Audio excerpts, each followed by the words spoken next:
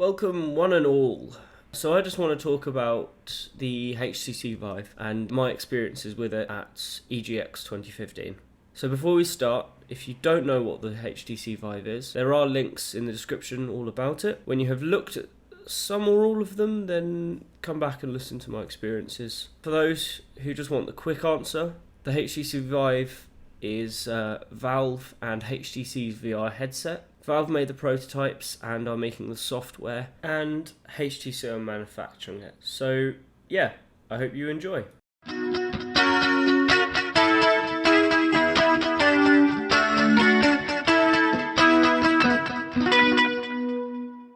HTC Vive. Oh my HTC Vive. It's not only great, just like the Rift EK2 and Sony VR are, it's mind-blowing, which the others aren't. I want to thank EGX for having the Vive.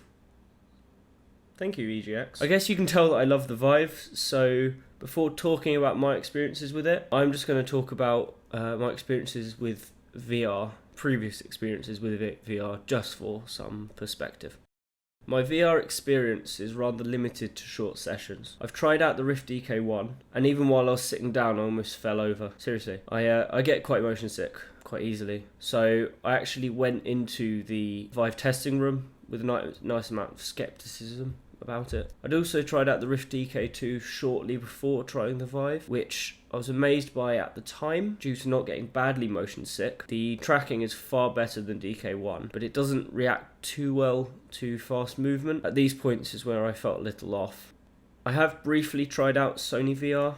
I managed to sneak in at EGX rather like a ninja, and it feels just like the Rift EK2, just the screen quality is slightly better. And finally, tried out Google Cardboard, and it's just useless. I basically just see two images. Think when watching a 3D movie without glasses, but 100 times worse.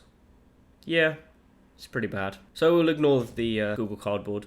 Basically, all that I'm saying is that I went into the Vive thinking that I was going to have an okay experience, but nothing special. Let's get right into the meat of this, without the dilly-dally.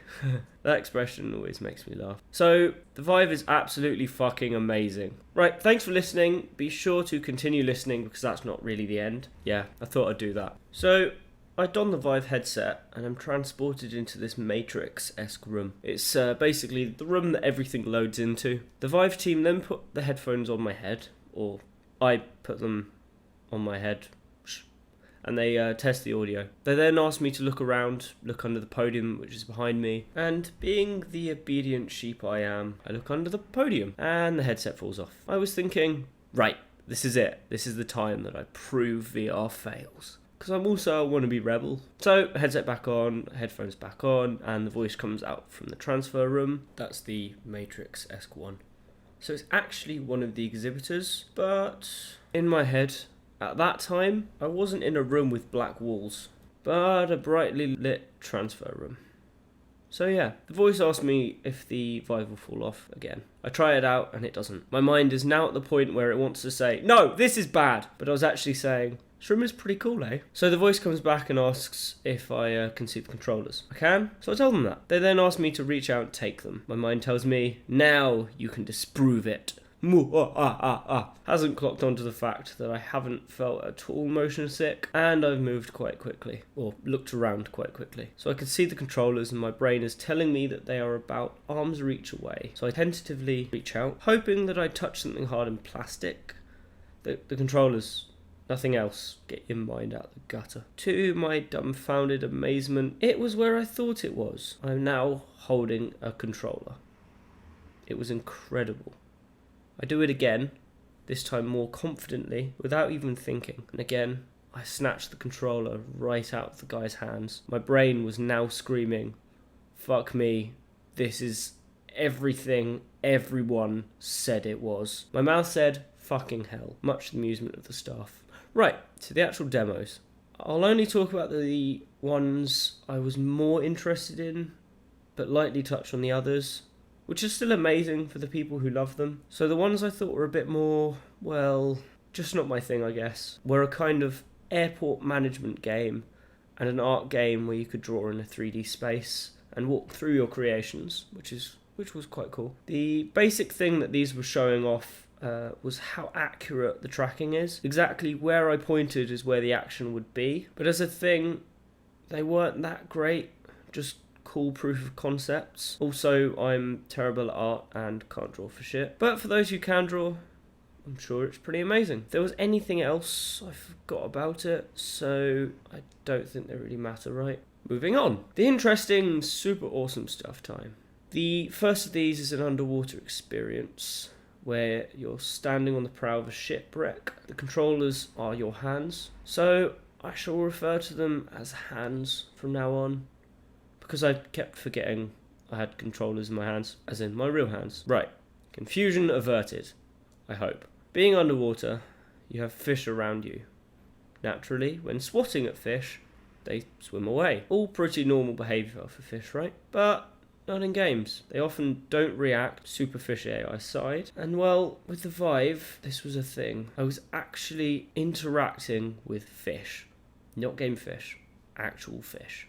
Move controllers are far from being this accurate. So I can't see this being as brain reconfiguring with the Sony VR as it is with the Vive. I've written a script for this and I'm being tangential. Wow, that's impressive. Anyway, underwater, fish swatting, scaring poor critters, whatever. Spy stingray, or whatever they're called. They look like spaceships and God knows how they move, but they are awesome. They kind of flap and glide. I don't know, they're weird, but awesome. So it's swimming towards me. Well, more at me. Now, remember, this is happening in the fake world of VR, so I'm perfectly safe. No way anything can hurt me, right? Well, that's not what my head told me. As the stingray swam towards me, it went right over my head, and I ducked, as in full-on crouched and looked at it from below. I watched it as it went, and it guided my eyes to a blue whale, a massive animal, the largest on Earth, and it was there swimming towards my shipwreck. It was massive and amazing. It stops at the front of the ship with its massive eye looking at me, following me around the ship. I step towards it and tell it I'm harmless. I actually spoke, which again probably made the staff think I'm insane, although I am insane. So I reach out and try to give it a pat on the head. Well, a pat right above its eye, but same difference. The whale didn't like that, and it had other plans. So it abruptly told me that and started to move off, startling me, and it made me step back. It moved quite quickly. Again, I was under no real danger. So as it swims away, it flicks its tail, again startling me. I'm apparently a scaredy cat. I then hear metal creaking behind me and turn around. Lo and behold, the mast is swinging at me. I put my hands up to shield myself, but the mast stops swinging right before it hits me. I'm now feeling pretty stupid, but my brain was tricked into thinking it was real, which is pretty damn incredible. When reaching out to swat at fish, I would actually open my hand, forgetting I was holding controllers. I was on that ship. I swear to you I was there. The final demo I want to talk about is the robot Repairman, the Portal robot Repairman demo. You start in a small room which was littered with trinkets. It was cluttered, but you know, if you've played Portal and love Portal, there was plenty of stuff there. And a cabinet on one wall. A voice comes over the tannoy, the actual tannoy in-game, not, you know, one of the Valve representatives. And so it asked me to open the correct drawer. So all it says, just correct drawer. So I open the top drawer. It's not the correct one. So I open the next one and the next one, blah, blah, blah. It's not that interesting on its own, but the interactivity is amazing. The accuracy, all topped off with the classic Valve humour. So when you get the right drawer, you get a nice little, nice Valve touch.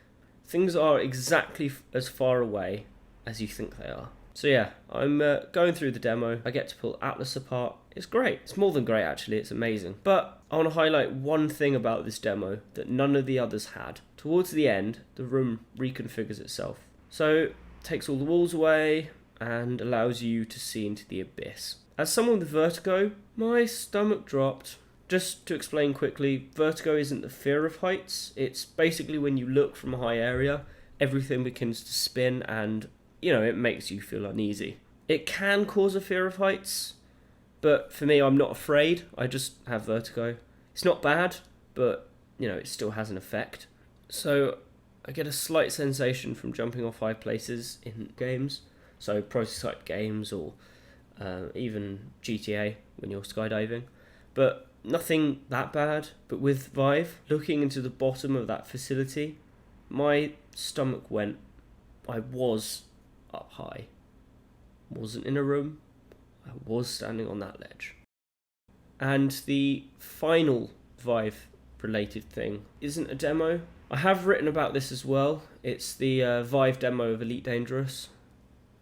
I won't speak too long about this, just a short experience. The booth was set up with the training stages from Elite. There was a joystick, thank God. The marvellous Cytec X52 Pro. It's wonderful, and a comfy enough chair. So, with the headset on, the headphones on, everything, I was now in the ship. They had set up the joystick and throttle to loosely match what was in-game, so finding them wasn't too difficult, just kind of hunted around in the rough area that I thought they would be and found them.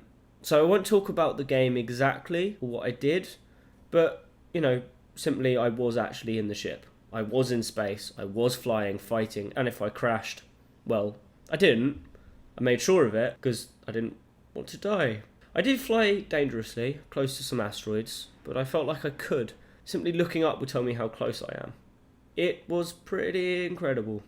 Far better than trying to look around with whatever they're called, the flicky stick thing on a joypad, on a joystick. It's just better in every single way. So yeah, that's my experience with the Vive. I went into it hoping to be able to say bad things about it. I left it speechless and dumbfounded. The crew actually asked me, what did I think of it? And I said, amazing. That's about all I can say. Just amazing. I'm not only going to praise it. I could be nitpicky. There were a few glitches, mostly the controllers, if I covered one too much. But nothing that broke the experience. Nothing that I can say was inherently wrong. Just little things like you could see some pixels. Colours weren't perfect. But, it's the dev kit, it doesn't need to be. So the final cool thing I want to mention is when going near a physical real wall, a real world wall, the laser sensors are set up to know the size of your room.